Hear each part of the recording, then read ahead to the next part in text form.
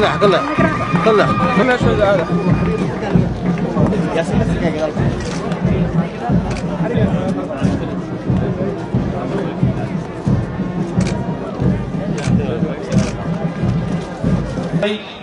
way isugu tageen qaybaha kala duwan ee 14 November 2000 sanad kadibna waxa la dhisay baarlamaanka Koonfur Galbeed Soomaaliya bay noo tahay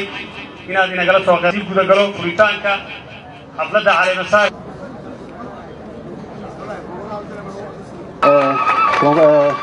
dowladda federaalka Koonfur Galbeed waxay maanta noo tahay guul weyn waxyaalaha weyn waxa noogu daran coran may kale waliyalka taabaday madaxweynaha mudane Cabdicasiis Xasan Lafta Gareen dowlad goboleedka Koonfur Galbeed waxaa jiro culays badan dhibaato badan ay jirto dowladnimada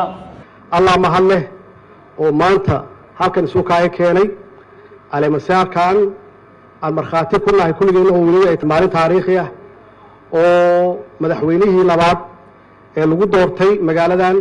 insha Allah waxaan rajaynaynaa inuu Ilaahay hawshiisa uu fududeeyo waxaan rabaa inaan u hambaliyo oo kale dadkii ka qayb galay campaign-ka oo tartanka ku jiray sida wanaagsan oo sharafta badan oo dignified ka ah oo wanaagsan ay uga qayb galeen iyo sida uu aqbaleen natiijada iyo ciidamada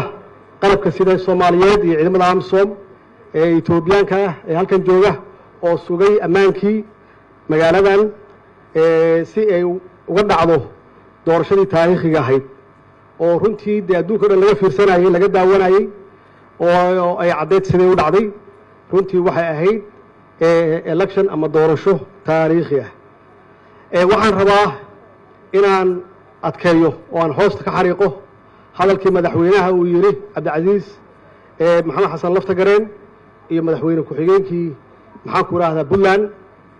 hadalkay yiraahdeen oo ahaa inuu isbedelay xiriirka dowlad goboleedyada iyo dowladda federaalka ah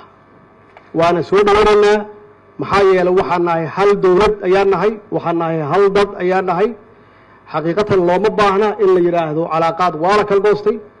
looma baahna shaqadii waa joojinay looma baahna maxaa yeelay waxa loo shaqeeyo waa shacabka Soomaaliyeed waxa dhibaatadu hayso waa shacabka Soomaaliyeed waxa ku baaba'aya waa sharafka iyo sumcadda Soomaaliyeed marka inaan garbaha isqabsano gacmaha isqabsano oo aan shacabkeena iyo dadkeena u adeegno waa waajibaadka naloo doortay insha Allah ballan inaan wada shaqeyn doono ummadeena aan u shaqeyn doono wassalaamu calaykum wa rahmatullaahi wa barakaatuh